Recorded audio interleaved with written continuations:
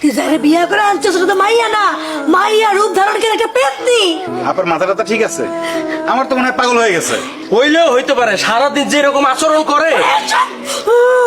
লা ইলাহা ইল্লাল্লাহ মুহাম্মাদুর রাসূলুল্লাহ। আল্লাহ গো, ওই আল্লাহ, পেতে এসে পড়ছে, পেতে এসে পড়ছে। কি হয়েছে আপা? আপনারা সবাই আমার দিকে এইভাবে তাকিয়ে রয়েছেন কেন? এই তুমি তো মানুষ না, তুমি একটা পেতনি। এখনো সময় আছে, তুমি শিকার জমি না, তুমি শিকার যাও, তুমি যে একটা মানুষ রূপে পেতনি। আপনি এসব কি কইতেছেন আপা? আমি তো কিছুই বুঝতে পারতেছি না।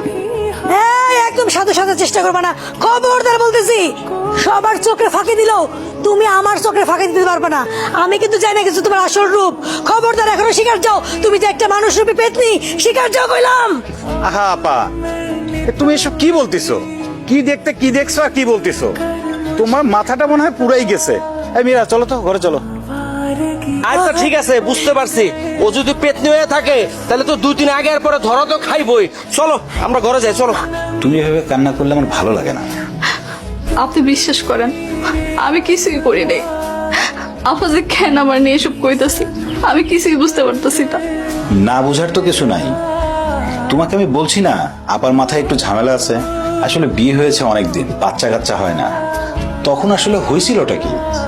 আমি গোসলখানায় আসছিলাম, আফা আমার কাছে আইছিল কয়টা কাপড় চোপড় কাচতে দিতে। আমি ঠিকঠাক মতো শুনি নাই, উনি নিজেই দরজা ধাক্কা দিয়ে খুলে ফেললো। অতঃপর অতঃপর? অতঃপর কি? তারপর নিজেই বিকট একখান আওয়াজ করে এমন জোরে চিল্লানি দিয়ে দৌড় দিল, আমি তো কিছুই বুঝতে পারলাম না।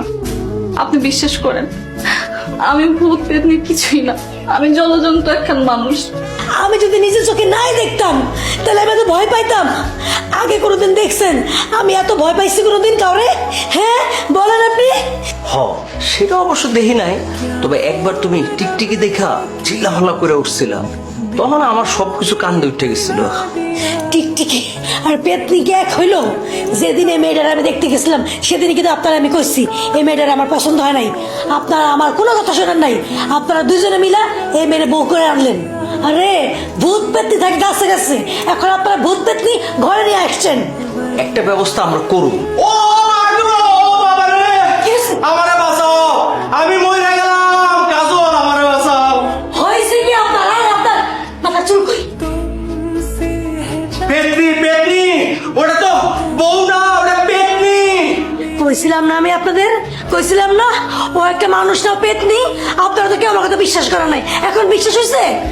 না না, তুমি মিছা কথা কও নাই, তুমি একদম হাসা কথা কইছো। আমি কবির দেখা করার লেগে রুমে গেছিলাম, যায় দেখি ওই পেতনিটা বুইরা খাড়া রইছে।